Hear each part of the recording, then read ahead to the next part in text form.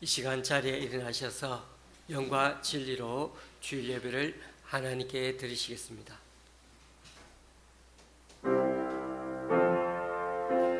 찬양하라 내 영혼아,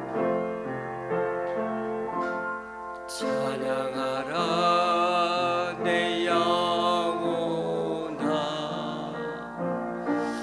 찬양하라 내 영혼아,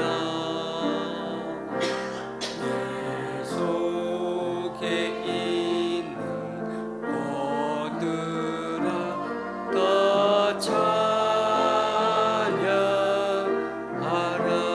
경배하라 내 영혼아, 경배하라 내 영혼아,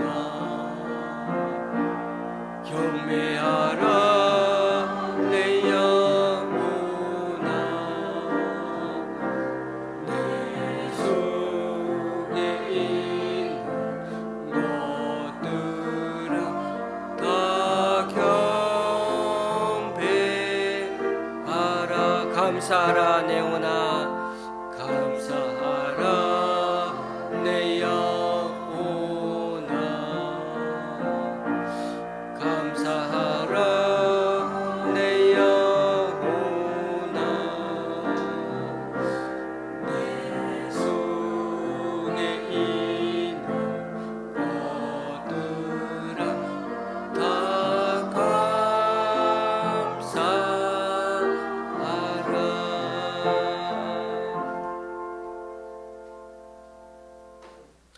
여호와여, 내가 주를 불러싸우니 속히 내게 오시옵소서. 내가 주께 부르짖을 때 내 음성에 귀를 기울이소서. 나의 기도가 주의 앞에 분향함과 같이 되며 나의 손 드는 것이 저녁 제사같이 되게 하소서. 여호와여, 내 입에 파수꾼을 세우시고 내 입술의 문을 지키소서. 주 여호와여, 내 눈이 주께 향하며 내가 주께 피하오니 내 영혼을 빈궁한 대로 버려두지 마옵소서. 아멘. 사도신경으로 주님께 신앙 고백을 올려드립니다.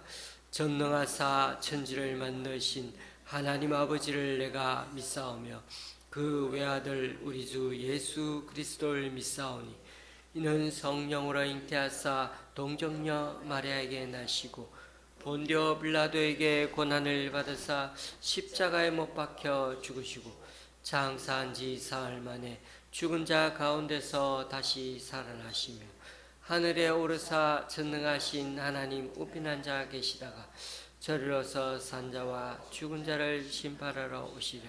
성령을 믿사오며 거룩한 공예와 성도가 서로 교통하는 것과 죄를 사하여 주시는 것과 몸이 다시 사는 것과 영원히 사는 것을 믿사옵나이다. 아멘. 자리에 앉으셔서 찬송 6장 하나님께 찬양하시겠습니다.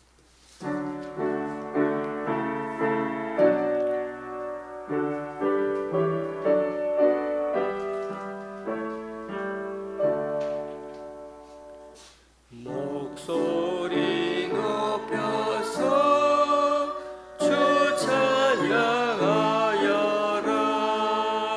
영광과 권세와 존귀와 위엄을 온물이 다스리시는 만왕의 왕께 돌려라.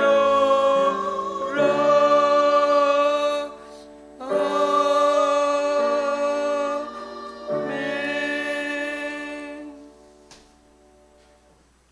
교독문 83번을 다 함께 교독하시겠습니다. 빌립보스 4장 교독문 83번입니다.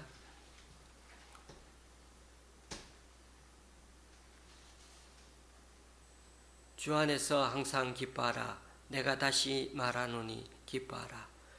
너희 관용을 모든 사람에게 알게 하라. 주께서 가까우시니라.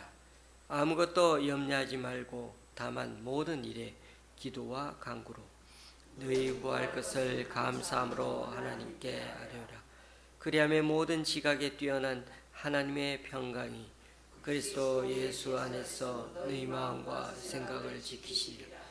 끝으로 형제들아, 무엇에든지 잠되며 무엇에든지 경건하며 무엇에든지 오르며 무엇에든지 정결하며 무엇에든지 사랑받을 만하며 무엇에든지 칭찬받을 만하며 무슨 덕이 있든지 무슨 기림이 있든지 이것들을 생각하라. 너희는 내게 배우고 받고 듣고 본 바를 행하라. 그리하면 평강의 하나님이 너희와 함께 계시리라. 아멘. 찬송가 411장입니다.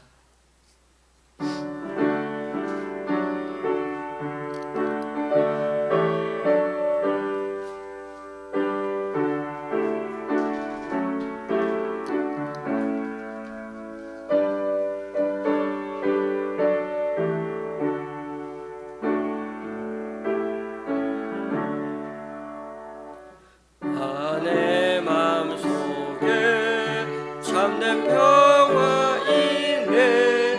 주 예수가 주신 평화.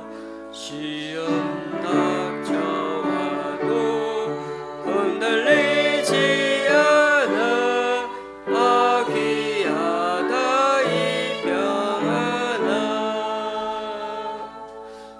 주 항상 계셔 내 맘속에. 주 항상 계셔 아 기쁘다. 주 나의 맘에 계셔 위로하시네. 어찌 내가 주를 떠나 살까. 이 귀한 평화 내가 받고 보니 내 슬픔이 사라지고 맘의 기쁨 넘쳐 주를 찬양하네. 아 평화의 임금 예수. 주 항상 계셔 내 맘속에. 주 항상 계셔 아 기쁘다. 주 나의 맘에 계셔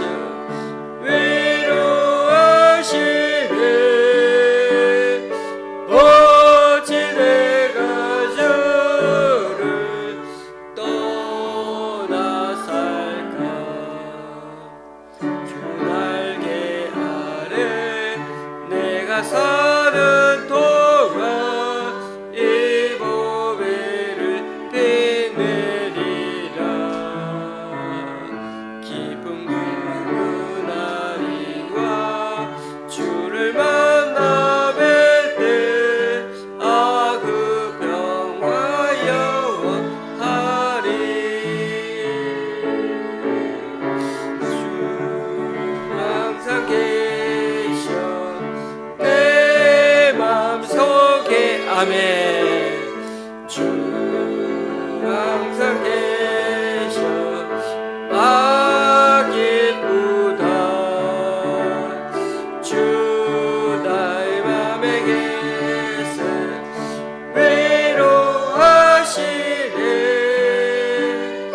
어찌 내가 주를 떠나 살까.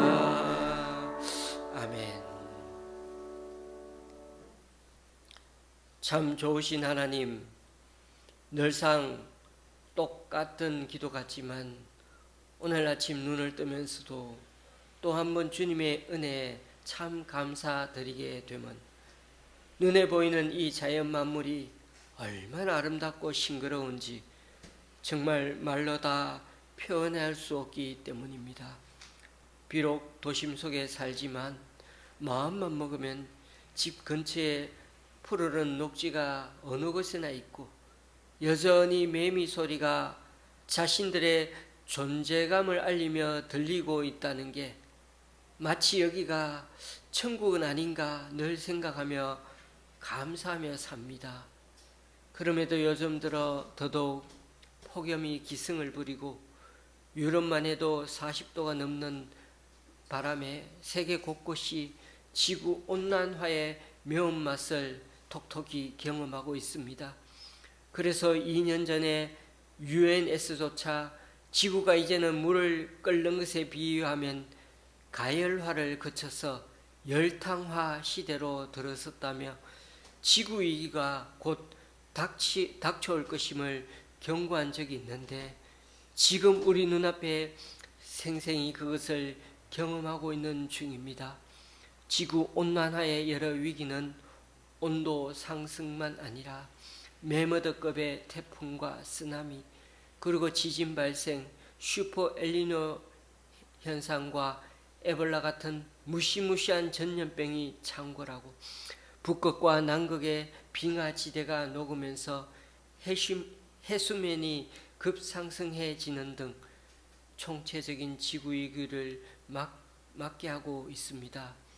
이 모든 것이야말로 하나님의 심판에 대한 경고임을 알고 우리들 자신들 양심이 먼저 깨어나서 노아 시대에 임했던 그 임박한 신앙의 긴장감을 갖고 이 시대의 죄악에서 우리 스스로 먼저 떠나갈 수 있도록 그리하여 겸손히 더욱더 복음을 전하는 우리 모두가 되게 하여 주시옵소서.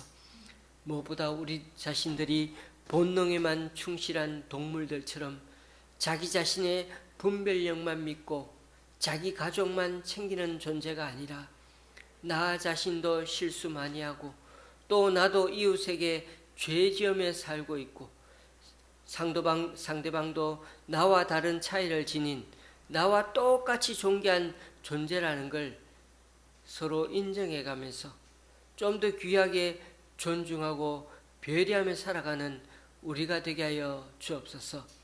특별히 세속사회의 가치관에 붙들려 이기적인 욕망에 빠지며 살아가고 무엇을 생각하든 철저히 자기중심적인 우리 자신의 모습임을 늘 말씀의 거울 앞에 서서 우리의 현재 모습을 있는 그대로 바라볼 수 있는 우리가 되게 하여 주옵소서.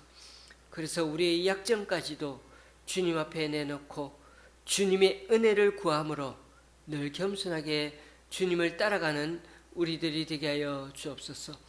오늘도 신비의 거울 같은 말씀 앞에 우리 자신을 정직하게 내어놓는 예배가 되기를 원하오니 늘 쫓기는 삶의 환경에 치여서 우선순위를 거꾸로 해나가고 있는 우리들 신앙생활이 다시금 이 예배를 통하여 제자리를 찾아갈 수 있도록 주님의 긍휼의 은총을 더하여 주시옵소서. 요양원에 계시는 강춘자 권사님, 재활병원에 입원한 우리 강순혜 권사님, 주님의 어루만지심으로 그 심령의 평강으로 더하여 주셔서 앞으로의 삶이 좌절감이 아니라 하나님을 바라보는 믿음으로 더욱 굳건해지는 삶의 여정이 되게 하여 주옵소서. 말씀을 전하는 저에게 좀 더 발음에 유의하고 소리를 또렷하게 전하여 주님의 말씀이 말씀답게 전해지도록 인도하여 주옵소서.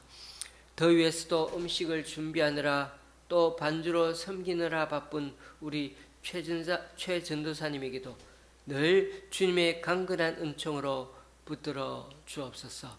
예수님의 이름으로 기도드립니다. 아멘.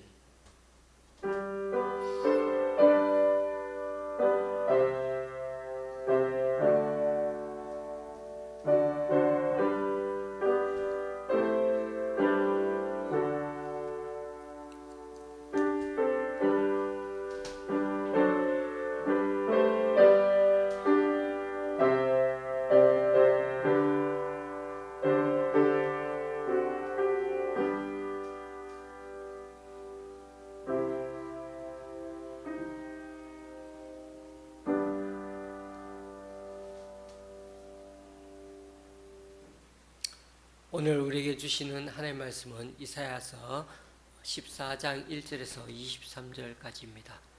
제가 가지고 있는 구약 성경은 983쪽입니다. 말씀이 좀 길긴 하지만 또박또박 교독하시도록 하고요. 마지막 절 23절은 함께 봉독하도록 하시겠습니다.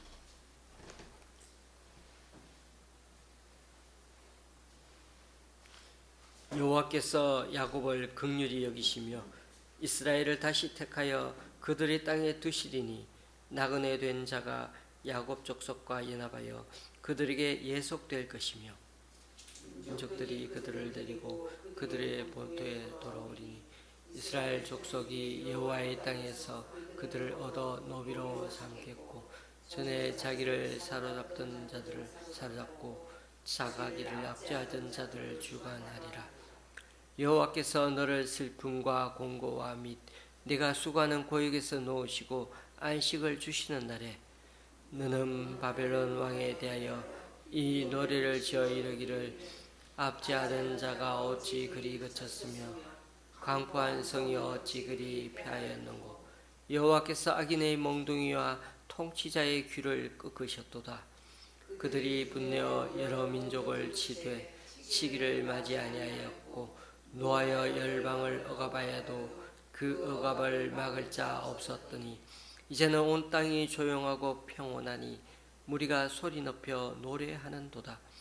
향나무와 레바논의 백향목도 너로 말미암아 기뻐하여 이르기를 내가 넘어져 있은즉 올라와서 우리를 베어버릴 자 없다 하는도다.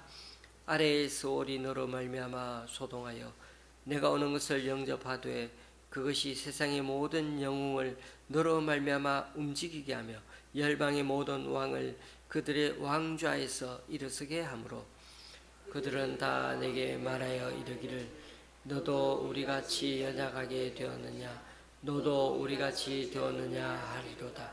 내 영화가 스올에 떨어졌으며 내 비파 소리까지로다. 구더기가 내 아래에 깔리며 지렁이가 너를 덮었도다.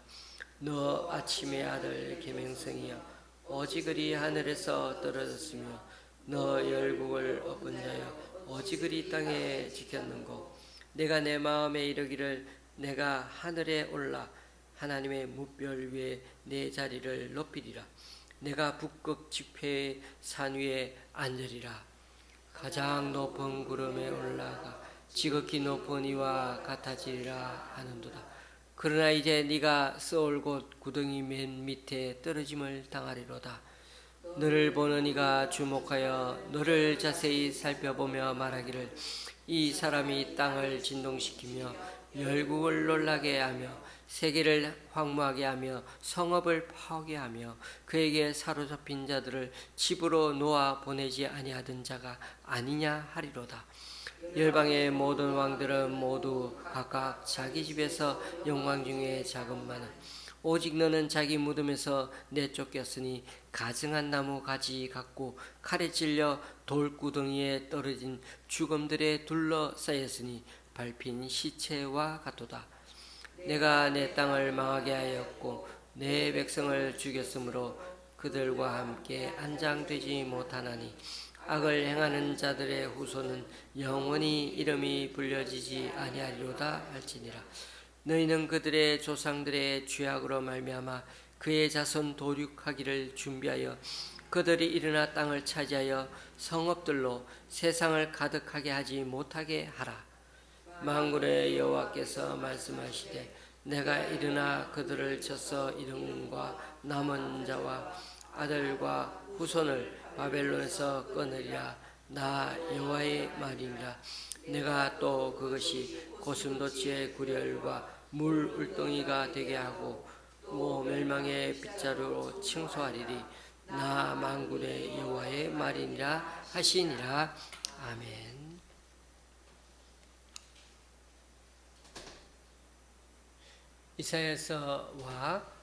이사야서는 예레미야서와 더불어 아주 많은 분량의 예언을 담은 성경입니다. 특히 시편과 더불어 신약 성경에 가장 많이 인용된 그런 성경이기도 합니다. 무엇보다 이사야서에는 메시아에 관한 예언이 정말 많은데요. 그 말은 남유다의 멸망이 임박했고 하나님의 심판이 얼마 남지 않았다는 말이기도 합니다. 심판이 임한 후에 구원자가 다시 임할 거라는 예언의 말씀이니 어떤 면에서는 이 구원자가 찾아온다, 오신다는 것은 비극적인 메시지이기도 합니다.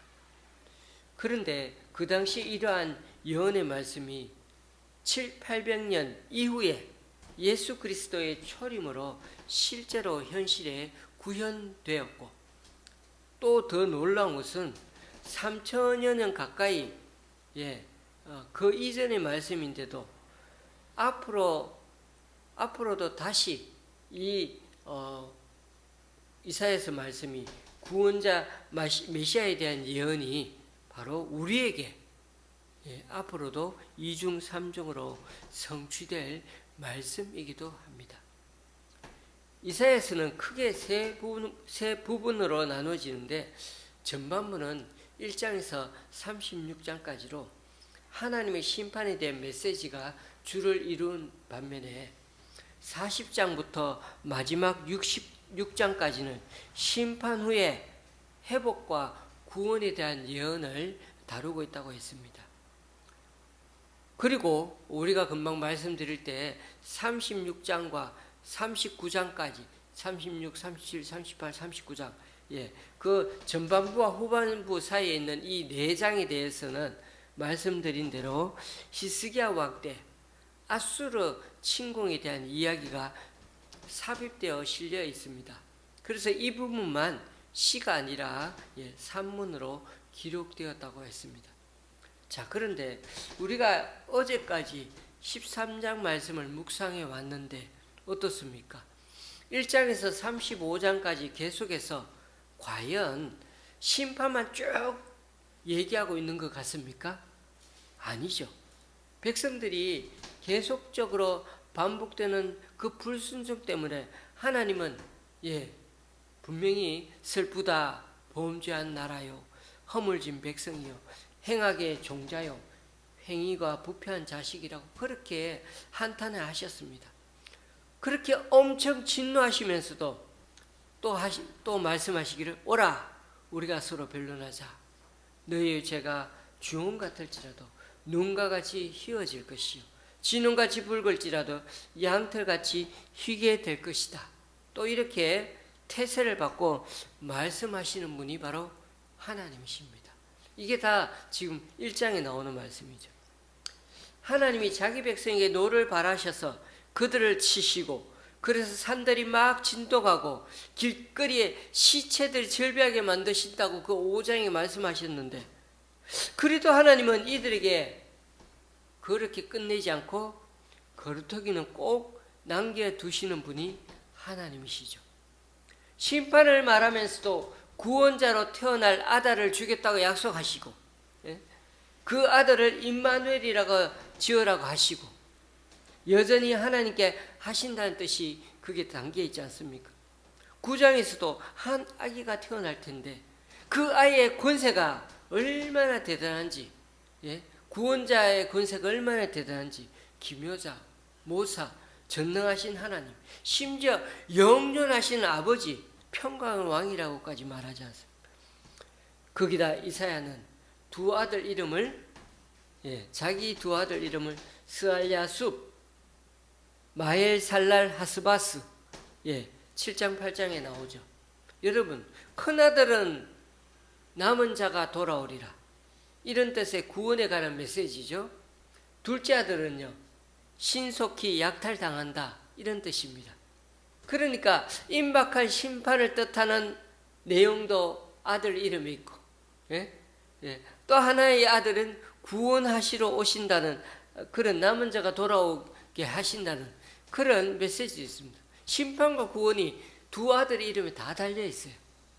이사야가 두 아들의 이름을 부를 때마다 하나님의 심판과 구원에 대한 예언 절대 잊지 못하겠죠.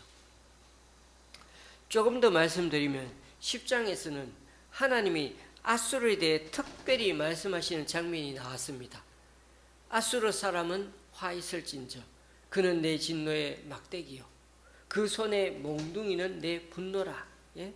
그 정도로 하나님은 이들을 들어서셔서 유다 백성을 치는 몽둥이를 쓰고 채찍으로 들어쓰겠다고 하시지 않았습니까? 그러나 하나님은 뭐라고 하셨습니까?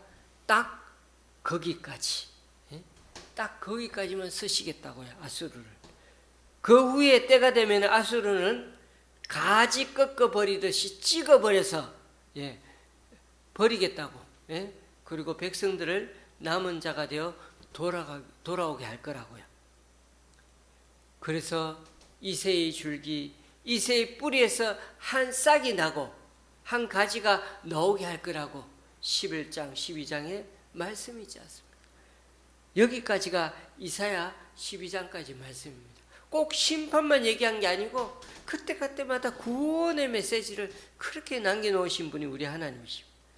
그러니 전반부 주된 내용이 심판 메시지 얘기는 맞긴 맞는데 그럼에도 하나님은 끊임없이 구원의 메시지도 계속 사이사이에 남기신 것은 이후에 700~800년 뒤에 오시는 그 구원자 예수 그리스도를 준비한 말씀임을 바로 지난번에도 말씀드렸습니다.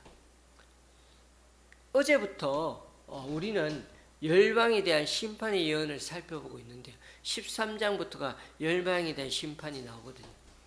그러니까 하나님은 이스라엘 백성만 심판하신 게 아니고요. 바벨론, 블레셋, 모압, 다메섹, 애굽, 에돔, 아라비아, 두로까지 23장에 계속해서 그 주변에 있는 나라들도 다 심판하신다는 것을 그렇게 기록해 놓았습니다. 이들 나라들 심판은 지리적으로 보니까 바벨론부터 보니까 가장 동쪽에 있는 나라들부터 시작해가지고 천천히 가장 서쪽에 있는 두로까지 그렇게 천천히 차례로 기록해 놓은 것을 볼 수 있습니다. 우리는 오늘 제일 첫 번째 바벨론의 심판을 살펴보는 중인데요. 그런데 재밌는 표현이 여기에 나오죠. 12절에 보니까 너 아침의 아들 계명성이여. 아침의 아들 계명성이여. 이 계명이란 말을 여기서 따가지고 지은 건 아니지만은 오히려 요한계시록에 있는 말을 지어가지고 대구에는 계명대학이라고 있습니다. 어쨌든 여러분 이사야서는 우리가 책 읽듯이 읽고 있지만은 그러나 히브리 사람들은 이 본문을 뭐를 읽는다고요? 시로 쓰여졌기 때문에 시적 운율을 생각하면서 이 이사야서 말씀을 히브리서 말씀을 읽고 있습니다. 우리들도 시라 그러면은 좀 더 감정을 생각하며 이렇게 읽어야 좋지 않습니까? 그리고 여기에 나오는 아침의 아들 계명성이요. 감탄사처럼 얘기하고 있는데 아침의 아들 계명성이 누구인지 지금도 학자들 가운데는 아직까지 뜨거운 논쟁거리입니다. 겉으로 봐서는 당연히 바벨론을 의인화해서 가리키는 시적 언유인 것은 확실합니다. 그러니까 바벨론 왕의 그 타락한 그러니까 교만한 모습을 비유한 것은 맞는데요. 영적으로는 하나님처럼 높아지려다가 하늘에서 떨어진 타락한 천사 사탄을 의미하는 것으로 우리는 이해하기도 합니다. 계명성은 한문인데 다른 말로 하면 새벽별이죠. 새벽에 가장 또렷하게 볼 수 있는 별 금성을 가리키기도 합니다. 여기서는 바벨론 나라와 왕의 심판에 대하여 다루다가 갑자기 사탄의 기원으로 주제가 넘어갔다? 그러면은 사실 자연스럽지 않죠. 사실 바벨론 왕이 얼마나 교만한지는 우리는 너무나 잘 압니다. 완전 자기를 신으로 생각하니까요. 바벨론 시대가 얼마나 휘황찬란한지 지금도 땅 밑에 있는 신전들을 찾아보니까 신전대 1000몇백 개나 됩니다. 그 시대 신전이. 그리고 얼마나 엄청난 그런 나라가 바벨론인지 모릅니다. 그럼에도 여기서 우리가 염두에 둘 것은 이러한 바벨론 왕의 교만이 사탄의 본질과 일치하고 그의 본성을 따라가고 있다는 것, 그건 확실합니다. 이 영적인 교만만 아니라 실제로 그렇게 바벨론 왕이 하는 모습들을 보니 사탄의 그 모습과 너무나 본질과 일치하고 있다. 그래서 우리는 이 말씀을 그래서 그런지 이 말씀을 요한계시록 13장에 빗대어 우리는 많이 생각하기도 합니다. 13장에 보면 바다에서 올라온 짐승이 소개되어 있죠. 바다에서 그 올라온 짐승을 많은 학자들은 그 당시 악의 도성인 로마, 거기에는 바벨론이라고 표현하고 있습니다만은, 그 당시 사도 바울 때는 사도 바울이 아니고 사도 요한이 편지를 썼을 때는 바벨론이 없었죠. 그 바벨론은 결국은 로마를 가리켜요. 그러니까 로마의 황제이거나 적 그리스도로 우리는 해석합니다. 계시록에는 바벨론으로 또 상징적으로 말하는 것처럼 즉 그리스도의 세력은 한마디로 사람들을 예수 그리스도로부터 멀어지게 해서 자신의 수하에 두려고 하는 그 악의 세력을 가리킵니다. 말 그대로 사탄의 세력이라고 할 수 있죠. 그러한 사탄의 세력이 사람들을 미혹하여 예수님께 드려야 할 그 경배를 자신이 가로채려고 하는 모습, 그게 바로 요한계시록 13장에 나오죠. 그리고 또 오늘 본문의 계명성도 바로 이러한 동일한 모습을 하고 있습니다. 그는 자신을 끝없이 확대해 나가죠.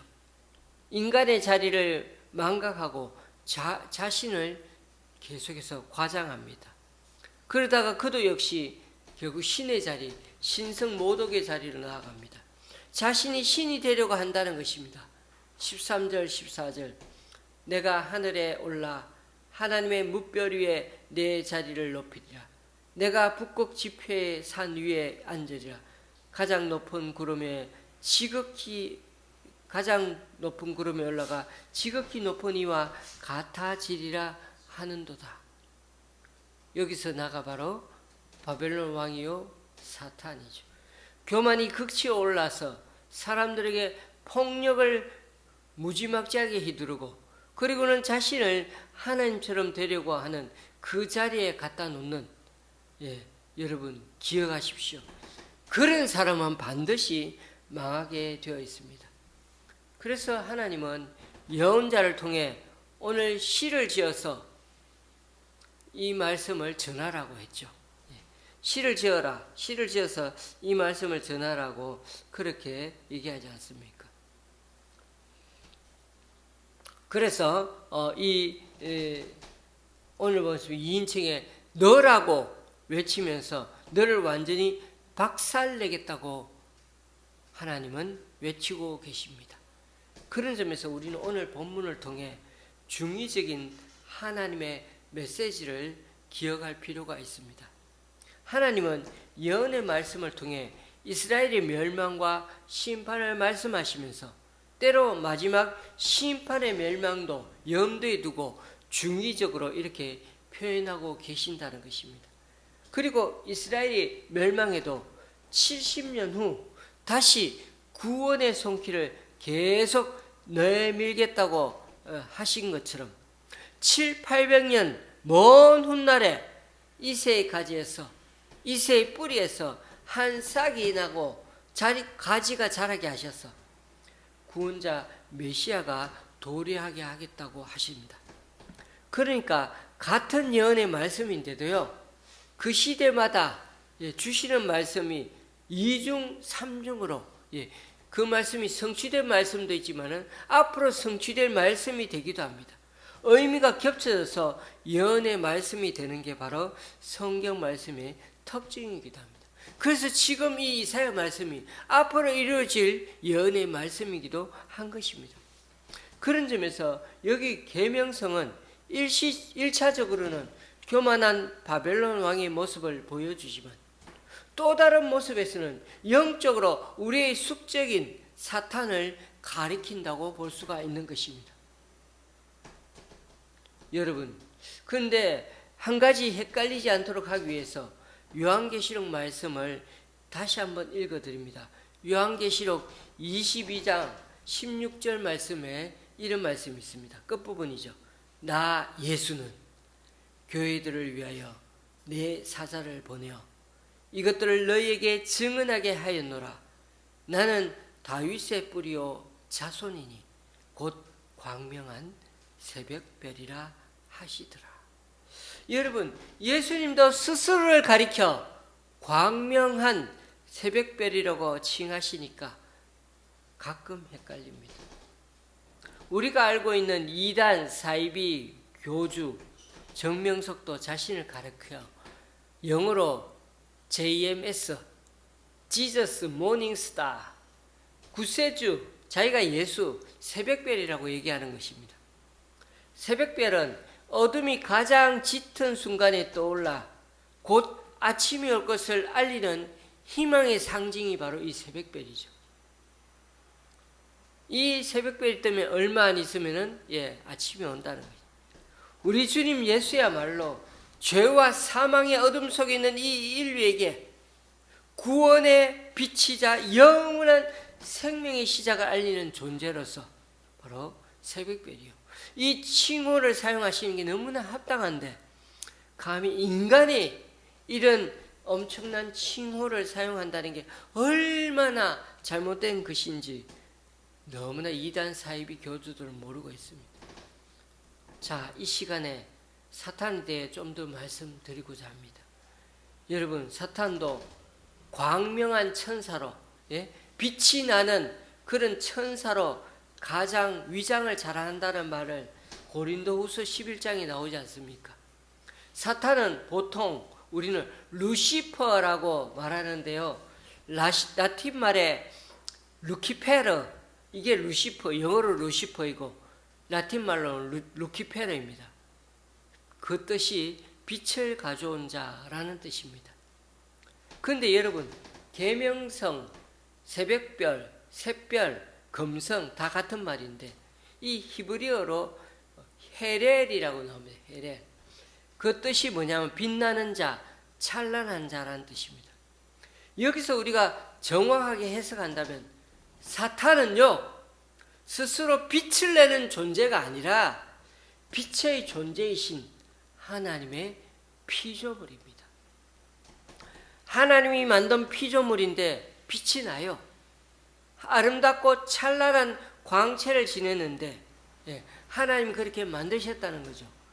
하나님처럼, 그런데 그 빛이 나니까 하나님처럼 높아지려고 하다가, 스스로 빛이 나는 것처럼 높아지려 하다가 그 교만함 때문에 하늘에서 추락한 존재, 즉 타락한 천사가 된 것입니다.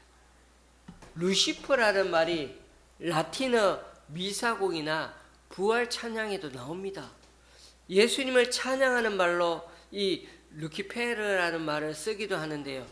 이때 용어는 사탄을 가리키는 게 아니고 빛이 찬란한 분이라는 거예요. 빛이 찬란한 분이라는 거예요. 라틴의 일반적인 용어를 빛에 비춰주시는 하나님을 찬양할 때 쓰는 이 말을, 그런데 어느 순간 이 루시퍼라는 말이 유명한 문학 작품인 단테의 신곡이나 밀턴의 신라곤 같은 데서 사탄을 가리킬 때 이 루시퍼라는 말을 고유명사와 같이 썼어요. 그러다 보니 우리도 모르게 우리는 사탄을 가릴 때 이제는 루시퍼가 된 것입니다. 오히려 우리 주님은 빛의 전달자로서 생명을 온전하게 하시는 분이시로서 당연히 광명한 새벽별이라는 칭호를 받기에 합당한 분이십니다. 그런 점에서 여러분, 사탄이 이걸 가장하고 위장하고 호칭을 자기 마음대로 쓰고 있는 것입니다. 그래서 오늘도 말씀에 너 아침의 계명성이여 라고 하나님께서 호통을 치면서 너를 깡그리 무너뜨리겠다고 말씀하십니다. 그런 점에서 여러분, 사탄이 너무나 잘하는 방법이 모방이고 거짓으로 꾸미는 것이고 사람들을 미혹하는데 정말 천재입니다. 이처럼 사탄은 언제나 하나님의 영광스러운 명칭이나 권세를 흉내내 가지고 사람들을 자신에게로 미혹하가는데 도사입니다. 여러분, 루시퍼 사탄은 하나님의 오른편이라 할 정도로 과거에 천사장이었습니다. 그 이름에 담긴 의미처럼 찬란하게 빛나서 주위의 다른 천사들을 압도하는 아름다움과 기품을 지닌 그런 천사였던 것입니다.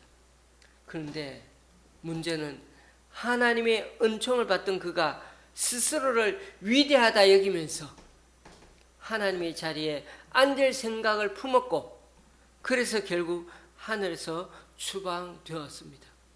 이때 동조하던 천사의 3분의 1도 함께 추방되는데 계시록 12장 4절에 이런 표현이 나옵니다. 그 꼬리가 하늘의 별 3분의 1을 끌어다가 땅에 던지니라. 용이 해산하려는 그 여자 앞에서 그가 해산하면 그 아이를 삼키고자 하더니. 어쨌든 타락한 천사들과 귀신들의 존재가 있다는 것, 여러분 우리가 알아야 합니다. 그런데 여기서 중요한 점이 있습니다. 이런 영적인 존재에 대해 우리가 취해야 하는 태도가 너무나 중요합니다. 우리가 사탄이나 귀신들을 무시해서도 안 됩니다. 그렇다고 지나치게 신경 쓰면서 대응하다 보면 어떻게 될까요? 두려워서 잠을 못 자게 됩니다. 여러분, 아셔야 하는 게 바로 여기에 있습니다. 사탄이 이걸 노립니다. 사탄이나 귀신의 존재를 무시하게 하는 것도 사탄의 전략이고요. 신앙적인 태도가 아니고요. 반대로 사탄의 존재 때문에 너무나 두려워 떨게 되는 것, 이것도 사탄이 노리는 속임수입니다. 사탄은 이 두 가지 극단적인 태도를 가지고 전략으로 잘 이용한다고 영국의 C.S. 루이스라는 유명한 기독교 저술가가 스크루 테이프의 편지라는 책을 썼는데, 거기에 이 두 가지 전략에 대해서, 사탄의 전략에 대해서 얘기하고 있습니다. 그런 점에서 여러분, 너무 귀신론에 빠져서 두려움에 사로잡혀서도 안 되고요. 그렇다고 귀신이나 사탄은 아무것도 아니다 이렇게 무시해서도 안 된다는 것입니다. 교우님들, 오늘 본문의 계명성 새벽별이 교만한 바벨론 왕의 모습을 가리키는 말인데도, 또다시 제가 여기서 강조하는 이유는 사탄은 정말 강조하기 짝이 없는 거짓의 영이요 또다시 거짓의 아비이기 때문입니다. 자신의 모습을 부풀리고 끝없이 확대시키는데 천재인 거죠. 그래서 종국에는 세상에서 자기가 숭배받기를 원하는 것입니다. 오늘날 이 시대 세속의 가치관들을 한번 살펴보십시오. 눈앞에서 아름다운 것을 제일 먼저 추구하게 만들지 않습니까? 보기 아름다운 것들로 다, 그래서 한류에 보면 한류 뷰티도 있습니다. 우리나라 오면 싸게 해가지고 전부 다 눈, 코, 입 다 고쳐가지고 그렇게 아름답게 봐도 돈을 많이 들었으라도 내면적인 아름다움보다도 사람들의 허영심을 부추기고 심지어는 희생과 승진보다도 자기 과시와 자기 자랑을 드러내는 것이 이제는 사회의 미덕입니다. 여러분 어디 가나 스펙이 탄탄해야 됩니다. 그래야 먹고 살고 사람들에게 부러움의 대상이 됩니다. 그래서 돈 있고 명예를 가지게 되면은 이 사회에서 웬만한 건 다 봐줍니다. 어느 정도 먹히게 되는 일들이 비일비재하고 창피하지만 너무나 그게 현실이 되었습니다. 무엇보다 비극적인 사실은 하나님을 높여드리는 일들이 기독교 안에서도 오히려 정작 자기 자신을 과시하는 시간으로 기회로 변질되어 가고 있다는 점입니다. 목사님이 설교를 잘해서 사람들에게 추앙받은 자리가 되어버렸고, 성도들의 존경을 한몸에 받는 위치가 되어가고 있습니다. 이처럼 허영심의 가장 심각한 문제는요, 나 자신이 주목받는 중심의 자리에서 계속 내려오지 않고 거기에 머무르고 있으면은 하나님께 돌아가야 할 그 합당한 영광을 나도 모르게 가르치면서 살아가게 된다는 것입니다. 교우님들, 하나님을 높여드리는 겸손한 마음도 그것조차도 허영심에 빠지면요, 겸손한 나의 모습조차도 여러분 사람들 앞에 주목받고자 안간힘을 쓰는 그 모습으로 변질되어 간다는 사실을 아십니까? 이게 다 우리 수도자들이 그렇게 고통스럽게, 우리가 알고 있는 마르틴 루터가 그 수백 개가 되는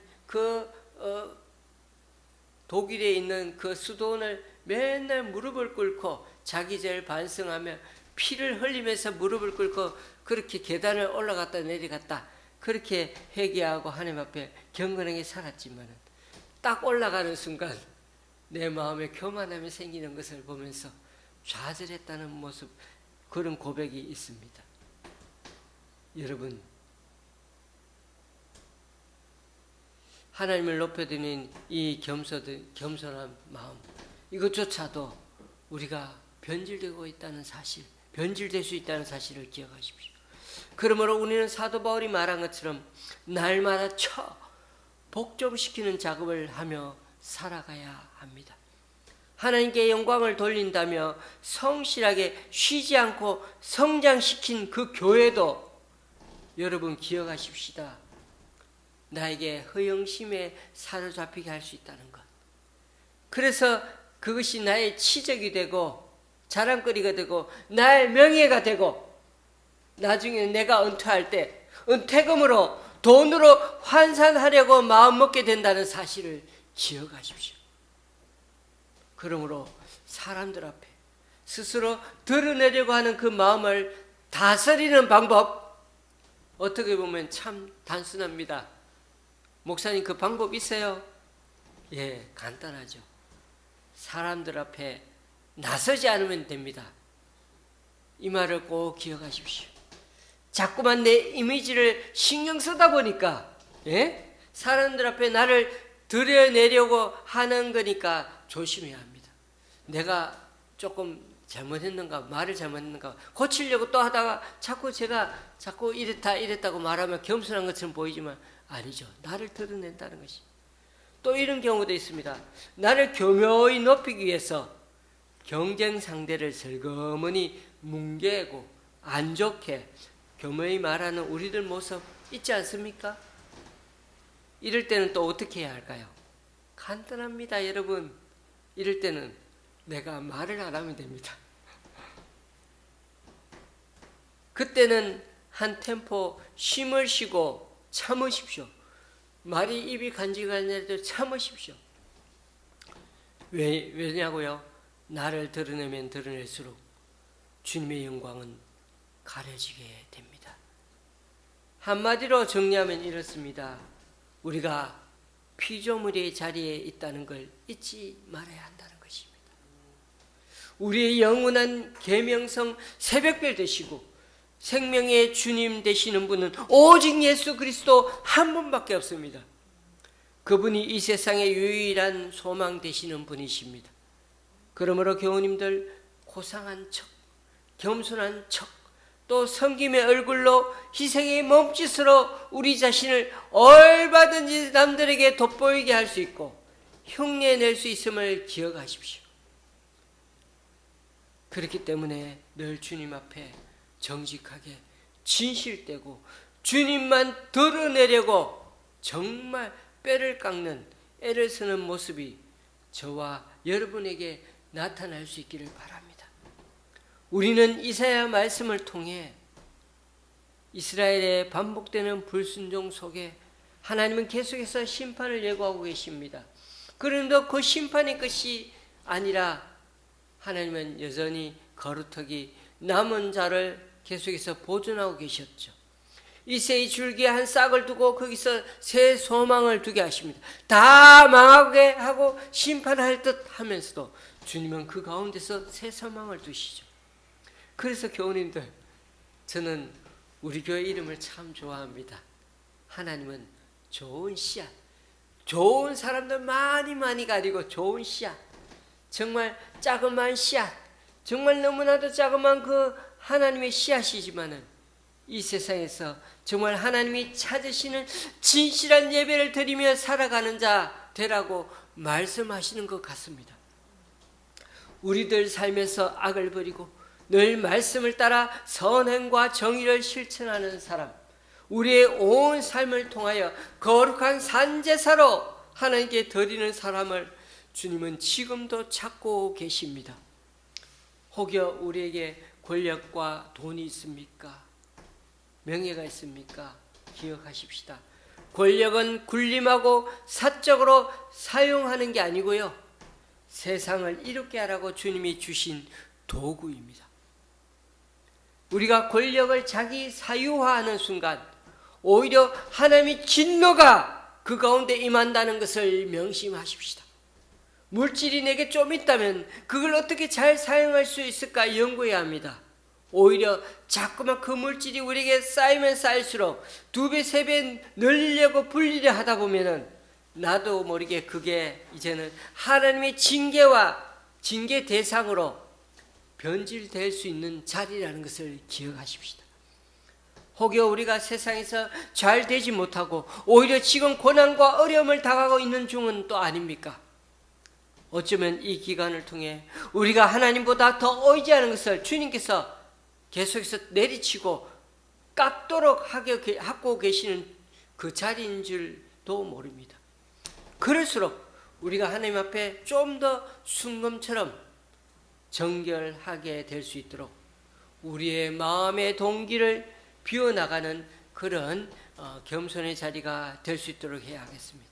왜냐하면 하나님이 우리를 당신의 자녀로 생각하고 지금 우리를 징계하고 있기 때문에 그것은 하나님에게는 하나님의 자녀다운 반정의 자리이기도 하기 때문입니다.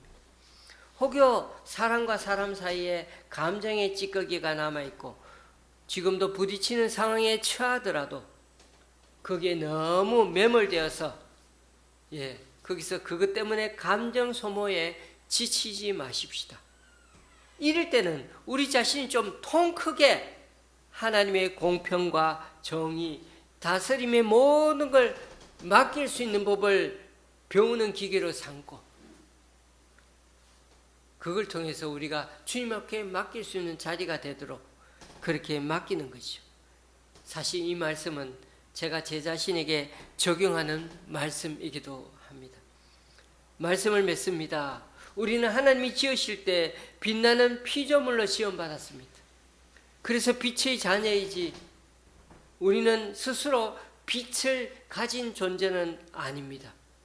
그런데도 이 세상에 살면서 돈, 성공, 명예 등등 이런 세속적 가치에 더 마음이 끌려서 그런데도 끌려서 우상 숭배처럼 섬기며 살려 하고 있습니다.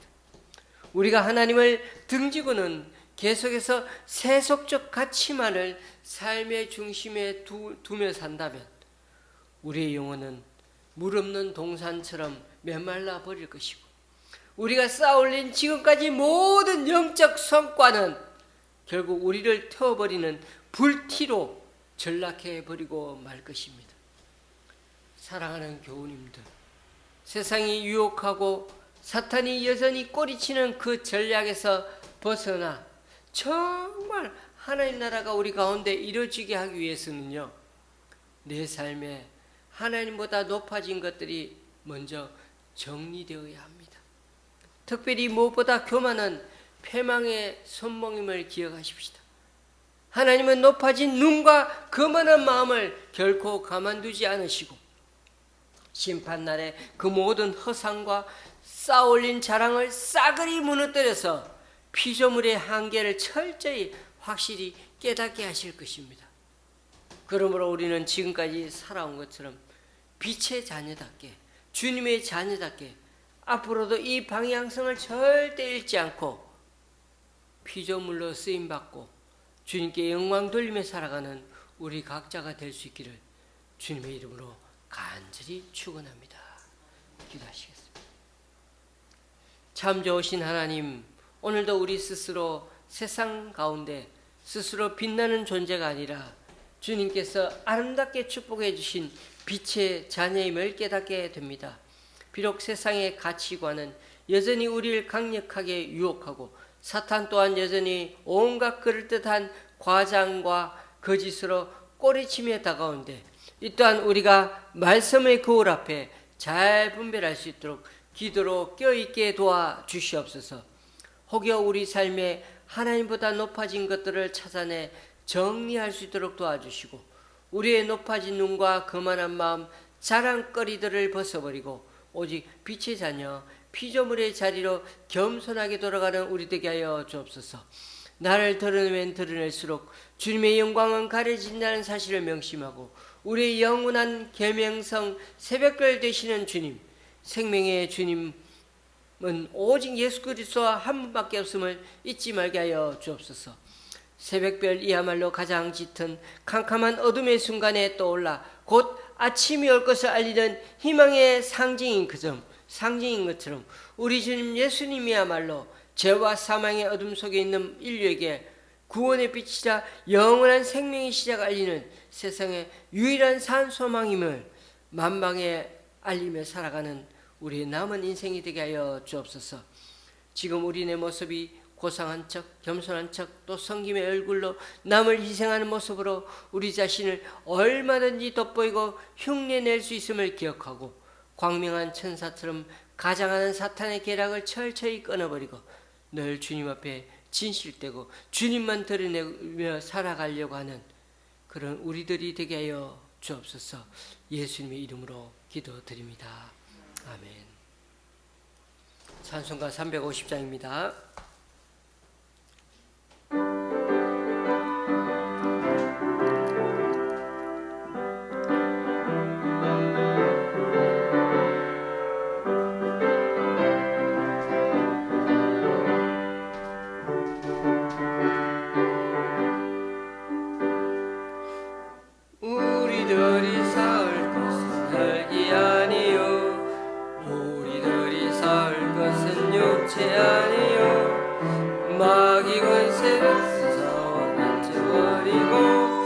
죽을 영혼 살릴 것이세 한 마음으로 힘써서세 한 마음으로 힘써서세 악한 마귀 군사들과 힘써서서 승전보를 울리기까지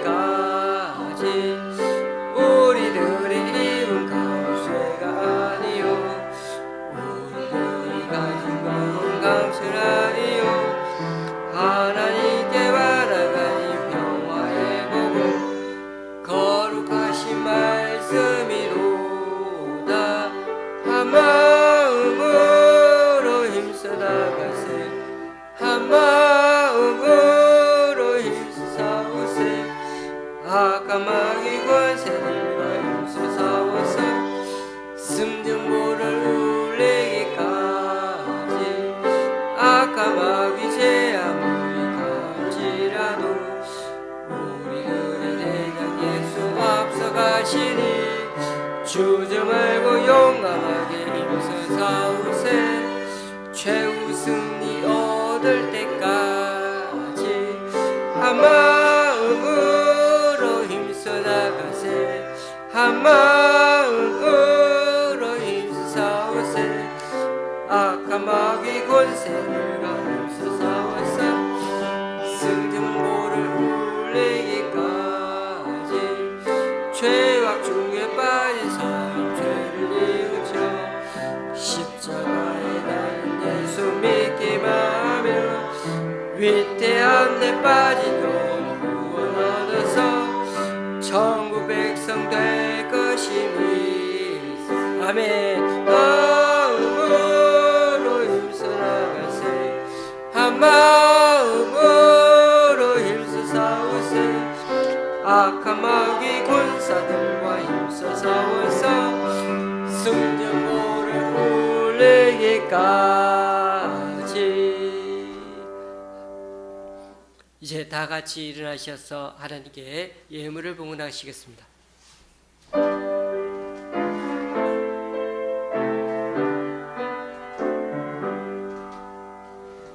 나의 복 드리니 주여 받아 주셔서 하늘 나라를 위하여 주 뜻대로 쓰소서.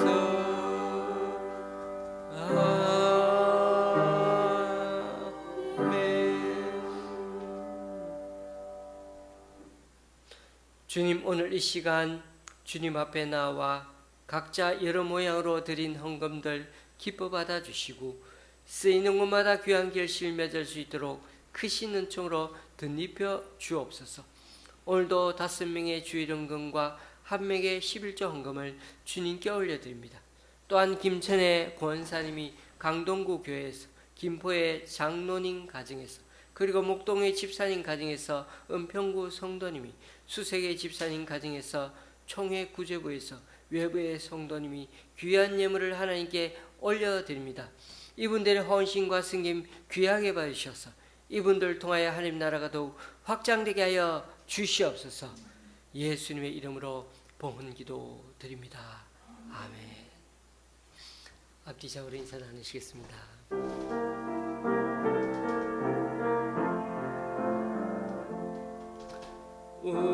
우리에게 향하신 여호와의 인자심이 크고 크도다. 크시고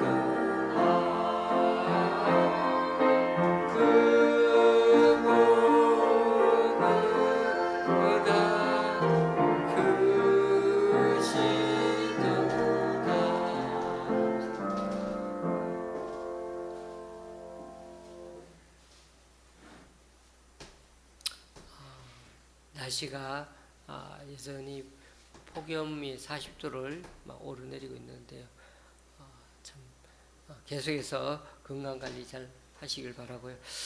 이번 주 화요일에는 한국기독교 역사문화관이라는 곳에 관람을 하면서 잠시 야외 시간을 가지려고 합니다.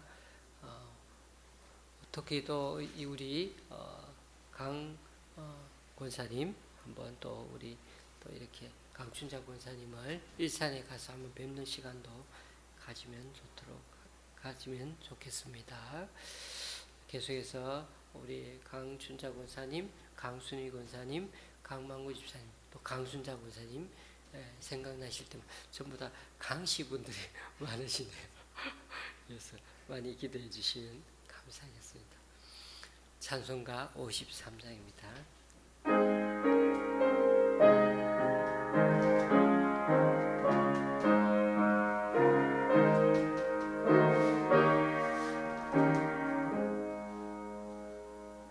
성전을 떠나가기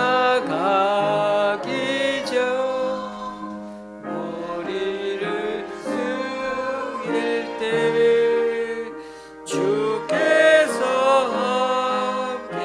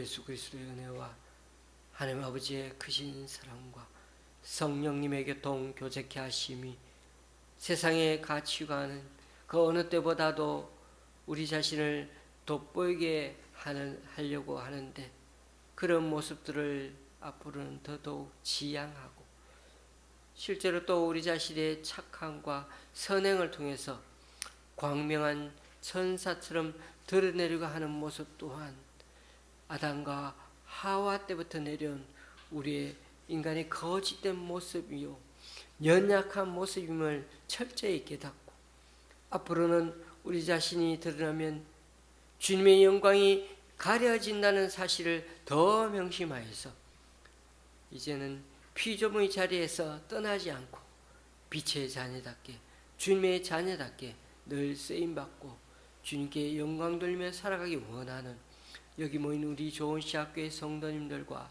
가정 위에 우리 강춘자 강순희 권사님 위에 강만구 집사님 강순자 권사님 위에 또 여러 사정으로 교회에 나오지 못하는 성도님 위에 이제부터 영원히 함께 하시기를 간절히 축원하옵나이다.